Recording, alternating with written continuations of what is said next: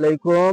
সকাল 13টা বাজে 8টার খবর নিয়ে আমি হাজির হয়েছি মোহাম্মদ ইয়ামানী রহমতুল্লাহ এবং আমার সাথে আছেন বিশিষ্ট খবরবিদ প্রতিবন্ধী রোগী আবহাওয়া অধিদপ্তরের রিপোর্টার মোহাম্মদ শিবুর আহমদ। আপনারা আজ শুরুতেই শুনবেন আজকের খবরের শিরোনাম।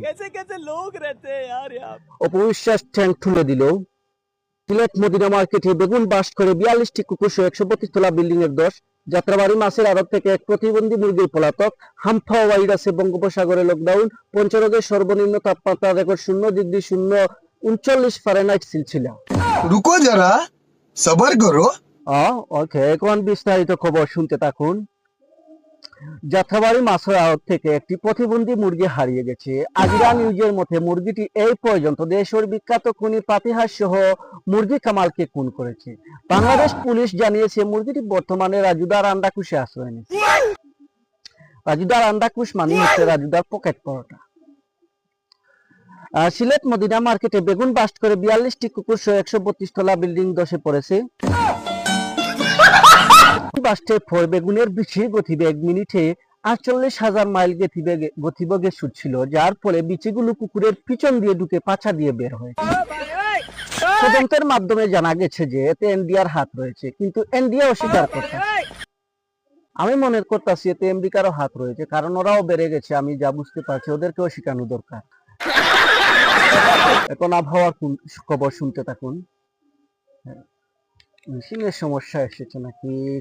সমস্যা দেখো তো। শিবির আহমদ আবহাওয়ার রিপোর্ট কেন আসছে না? আবহাওয়ার রিপোর্ট আসছে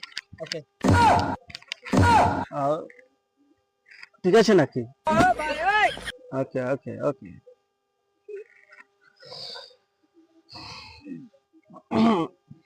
বাংলাদেশের প্রচন্ড শীত পড়েছে, যে কারণে বাংলাদেশের সমস্ত আকাশ জুড়ে বরফ জমে গেছে এবং বরফ জমে যাওয়ার কারণে উড়ন্ত দুটি বিমান সংঘর্ষিত হয়ে একটি আহত এবং একটি নিহত হয়েছে। নিহত বিমানটি উত্তর কোরিয়ার এবং আহত বিমানটি আমেরিকার। আহত বিমানটি কিম জং উনের বয়ে ছন্নছাড়া হয়ে কোথায় ল্যান্ড করবে তা ঠিক করতে পারছে না।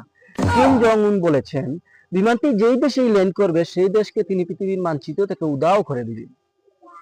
আমি মনে করতেছি এই যে আহত বিমানটি বর্তমানে আকাশে উঠতেছে, ওই বিমানটিকে দুই টুকরো করে এক টুকরো ইন্ডিয়া এবং এক টুকরো ইসরায়েলে ফেলে দিলে এই কিম জং উনের সাথে ইসরায়েল এবং ইন্ডিয়া বেঁধে যেতে পারে এবং সেখানে পৃথিবীর মানচিত্র থেকে ইন্ডিয়া এবং ইসরায়েল উঠে যাবে।